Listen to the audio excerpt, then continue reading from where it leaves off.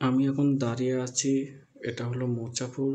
মুছাপুরটি হলো আপনার নোয়াখালী জেলার অন্তর্গত সোনাগাজী উপজেলার মুছাপুর গ্রাম। এই মুছাপুরের যে জায়গাতে আমি দাঁড়িয়ে আছি এটা হলো সমুদ্র সৈকত।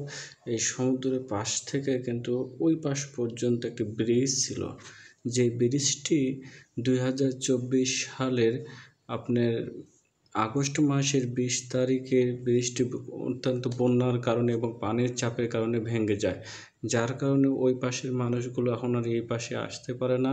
আসতে হলে আপনি তাদেরকে ট্রলারে করে আসতে হয়, না হলে অন্য পাশ দিয়ে ঘুরে আসতে হয়।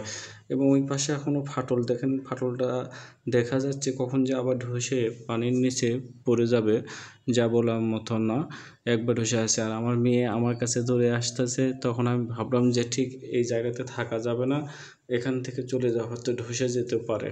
তাই আমরা সেখানে আপনাদেরকে এই মুছাপুরের সমুদ্র সৈকত এবং সি ব্রিজ নামে পরিচিত, এটা হলো সোনাগাজীর মুছাপুরে এবং অনেক সৌন্দর্যপূর্ণ জায়গা।